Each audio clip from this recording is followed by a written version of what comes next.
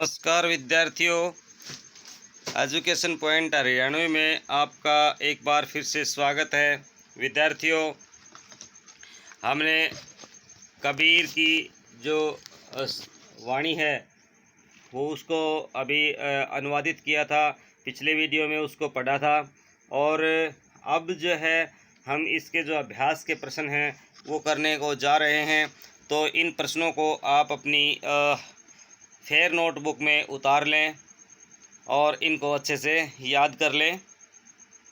पहला प्रश्न है, कबीर की दृष्टि में ईश्वर एक है, इसके समर्थन में उन्होंने क्या तर्क दिए हैं। कबीर ने ईश्वर को एक माना है, उन्होंने इसके समर्थन में निम्नलिखित तर्क दिए हैं।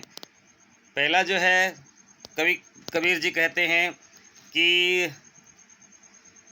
संसार में सब जगह एक पवन एक ही जल है, सभी में एक ही ज्योति समाई है, एक ही मिट्टी के सब बर्तन बने हुए हैं, एक ही कुम्हार मिट्टी को सानता है, सभी प्राणियों में एक ही ईश्वर विद्यमान है, भले ही प्राणी का रूप कोई भी क्यों ना हो। अगला प्रश्न है, मानव शरीर का निर्माण किन 5 तत्वों से हुआ है। तो मानव शरीर का निर्माण भाई धरती, पानी, वायु, अग्नि, आकाश, इन 5 तत्वों से हुआ है। मृत्यु के बाद में तत्व अलग अलग हो जाते हैं। जैसे बाडी काष्ठ ही काटे अग्नि न काटे कोई, सभी घटे अंतरी तू ही, व्यापक धरे स्वरूप सोई। के आधार पर बताइए कबीर की दृष्टि में ईश्वर का स्वरूप कैसा है।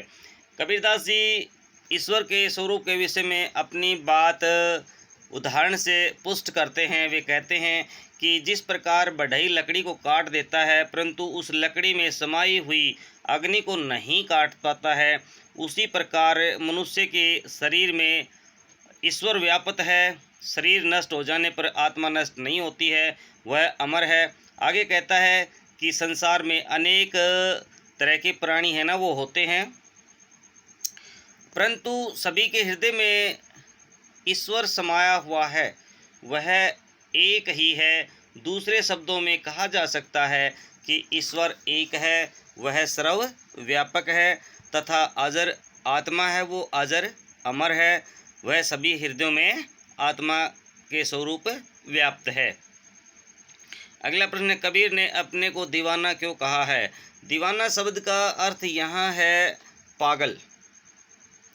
कबीर स्वयं के लिए इस शब्द का प्रयोग इसलिए कर रहा है क्योंकि वे झूठे संसार दूर प्रभु यानी परमात्मा में लीन हैं।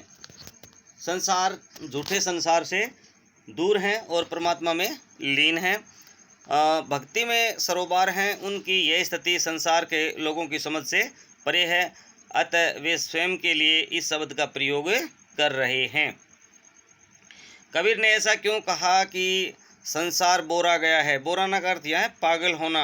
तो कबीरदास जी कहते हैं कि यह संसार बोरा गया है क्योंकि जो व्यक्ति सच बोलता है उसे यह मारने को दौड़ता है। यह से अर्थ यहाँ संसार के लोगों से है, उसे सच पर विश्वास नहीं है, यानी संसार के लोगों को सच पर विश्वास नहीं है। कबीरदास जी तीर्थ स्नान, तीर्थ यात्रा, टोपी पहनना, माला पहनना, तिलक लगाना, ध्यान करना आदि मंत्र देना आदि तौर तरीकों को गलत बताते हैं। वे राम रहीम की श्रेष्ठता के नाम पर लड़ने वालों को गलत मानते हैं, क्योंकि कबीर की दृष्टि में ईश्वर एक है, वह सहज भक्ति से प्राप्त हो सकता है। इन बातों को सुनकर समाज उसकी निंदा करता है तथा पाखंडियों की झूठी बातों पर विश्वास करता है। अतः कबीर को लगता है कि संसार पागल हो गया है। आइए देखते हैं अगला प्रश्न, कबीर ने नियम और धर्म का पालन करने वाले लोगों की किन किन कमियों का संकेत किया है। तो कबीर के अनुसार स्वयं को नियम और धर्म का पालन करने वाला मानने वाले लोग आत्म तत्व की सर्वव्यापकता को छोड़कर पत्थरों को पूजते हैं। वे आत्मा की आवाज़ को मार करके पत्थरों में ईश्वर को ढूंढ रहे होते हैं, जो उनके भीतर ही विद्यमान होता है। उसे मार करके बेजान पत्थरों में परमात्मा को खोजना भारी भूल बताया गया है, भारी भूल होती है। अगला जो प्रश्न है, अज्ञानी गुरुओं की शरण में जाने से शिष्यों की गति क्या होती है? तो भाई अज्ञानी गुरुओं की शरण में जाने पर शिष्यों का उपकार नहीं होता, अपितु ऐसे गुरु शिष्यों को गलत रास्ते दिखाते हैं। वे घर घर मंत्र देते फिरते हैं तथा अभिमान में डूब जाते हैं और अभिमान के कारण ये ईश्वर को प्राप्त नहीं कर पाते और दोनों का अंत बुरा होता है। यानी ऐसे गुरु अपने शिष्य को भी डुबो देते हैं। अगला प्रश्न है, आडंबरों की अपेक्षा स्वयं आत्मा को पहचानने की बात किन पंक्तियों में कही गई है? उन्हें अपने शब्दों में लिखिए। पंक्तियाँ, आत्म मारी पाखन ही पूजे, उनमें कछु नाही ज्ञाना, साखी शब्दी गावत भूले, आत्म खबरी न जाना। कबीर ने उपयुक्त पंक्तियों में स्वयं आत्मा को पहचानने की बात कही है और आत्मा हम सभी के भीतर सजग सचेत अवस्था है। उसे मार करके बेजान पत्थरों में खोजने की बजाय स्वयं को पहचानना चाहिए। साखियाँ और शब्द गाते हुए हमें उसको नहीं भूलना चाहिए जो चरम और परम तत्व हमारे भीतर है और सब प्रकार के आडंबरों को त्याग कर स्वयं को पहचानना चाहिए। वही हमारे जीवन का सबसे उचित मार्ग होता है। आइए देखते हैं छोटे प्रश्न। संत कवियों नानक, दादू, रैदास आदि के ईश्वर संबंधी विचारों पर जो है ना संग्रह करें और उन पर एक परिचर्चा करें। कबीर की भांति नानक, दादू और रैदास भी निराकार ब्रह्मा के उपासक थे।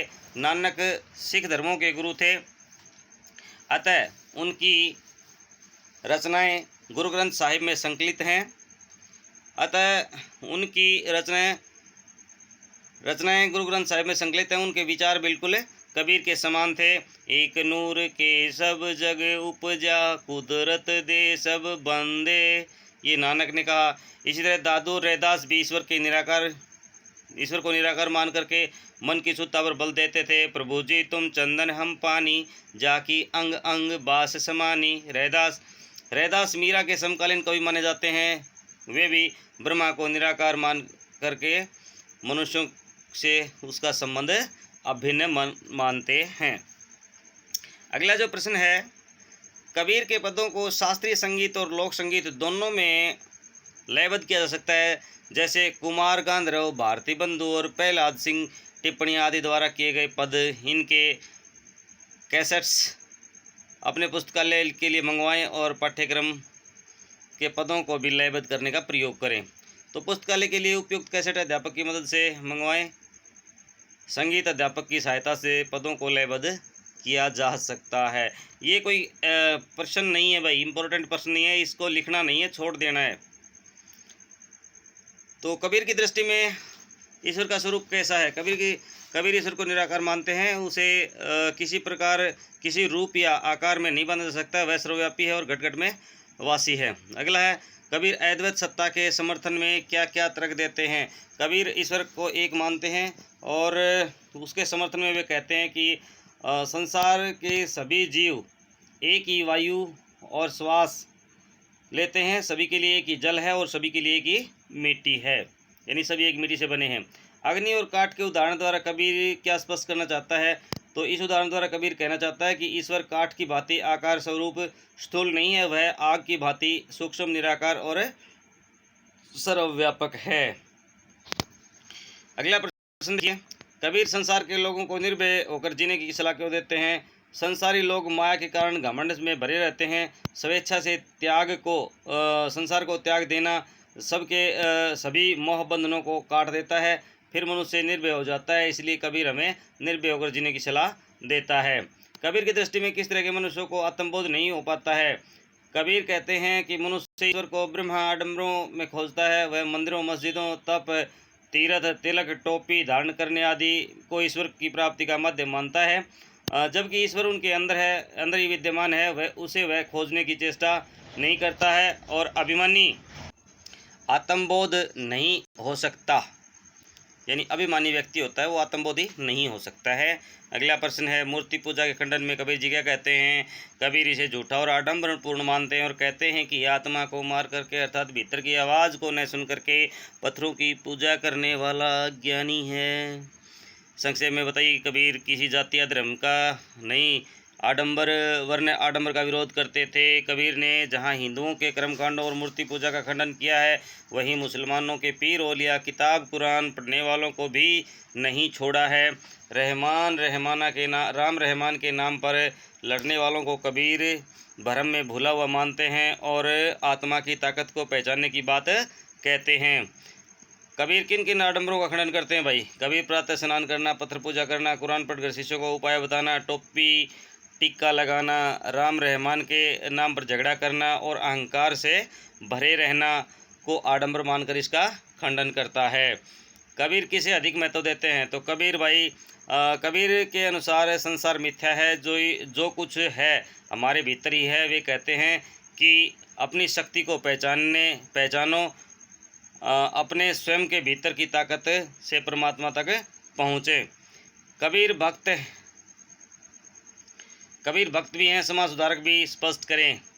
तो भाई ये है ना ज़्यादा महत्वपूर्ण प्रश्न नहीं है। इस प्रकार हमने कबीर वाणी के सभी प्रश्नों को है ना कर लिया है। इनको अपनी कॉपी में राइट डाउन अच्छे से कर ले। तो विद्यार्थियों, एजुकेशन पॉइंट हरियाणवी पर आपका स्वागत है। तो आप वीडियो को शुरू से लेकर के अंत तक ज़रूर देखें और यदि आपको वीडियो पसंद आता है तो लाइक, कमेंट और शेयर करें और सब्सक्राइब करना ना भूलें, क्योंकि आपका एक सब्सक्राइब है वो मुझे नई ऊर्जा प्रदान करता है। तो विद्यार्थियों, बने रहिए आप मेरे साथ। जय हिंद, जय भारत।